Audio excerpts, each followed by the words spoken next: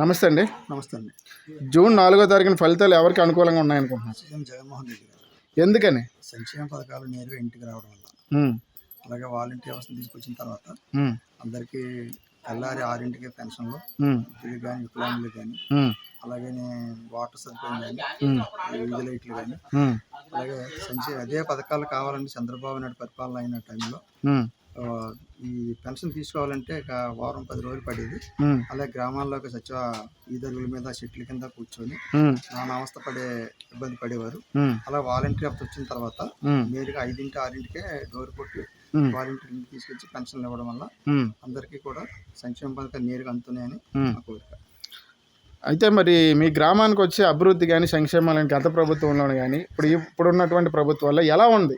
సచివాలయం వ్యవస్థ తీసుకొచ్చారు. హ్మ్. చాలా సూపర్గా ఉంది. హ్మ్. ఇదివరకంటే 5-6 కిలోమీటర్లు మండలానికి వెళ్ళి ఒక సర్టిఫికేట్ కావాలన్నా తిరగడానికి నానా అవస్థ పడేవారు. హ్మ్. అలాంటి సచివాలయం రావడం వల్ల హ్మ్. ఈ వాలంటీర్ వ్యవస్థ తీసుకొచ్చిన ప్రతి విషయంలో కూడా ముందడుగు వేసి తీసుకొచ్చి దాని మీద చాలా డెవలప్ అయింది. హ్మ్.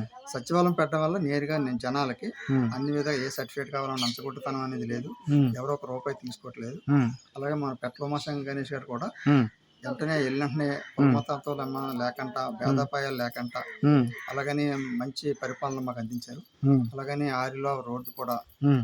అనుకున్న క్షణాల్లో చేసి మంచి అభివృద్ధి చేసి ఎవరికైనా ఒకే పిలుపు, ఒకే మాట, ఒకే తాటికి తీసుకెళ్లారు అందరినీ. హ్మ్. దానివల్ల ఆయన కూడా మంచి మెజార్టీతో 30,000 మెజార్టీతో గెలుస్తారని మా గారు. ఓకే. ఇక చూస్తే సీఎంగా జగన్ ప్రమాణ స్వీకారం చేస్తారా? లేకపోతే చంద్రబాబు ప్రమాణ స్వీకారం చేస్తారా? తప్పనిగా సీఎం జగన్మోహన్ రెడ్డి చేస్తారని మా కోరిక. హ్మ్.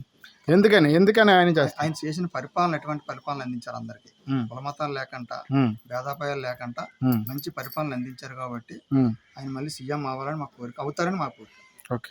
ఇక చూస్తే జూన్ 9వ తారీఖున సీఎంగా జగన్ గారు ప్రమాణ స్వీకారం చేస్తారని వైసీపీ వాళ్ళు ఆల్రెడీ చెప్తున్నారు.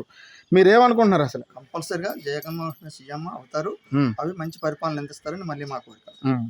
9వ తారీఖున మరి అనౌన్స్ చేశారు కదా వైజాగ్లో ప్రమాణ స్వీకారం చేస్తారని. దాని గురించి మీరు ఏమనుకుంటున్నారు? కంపల్సరీ సీఎం అవుతారు, చేస్తారు, ప్రమాణ స్వీకారం చేస్తారు. మంచి పరిపాలన మళ్ళీ ఇంకా ఎక్కువ అభివృద్ధి చేస్తారని మా కోరిక. ఓకే. థ్యాంక్ యూ అండి.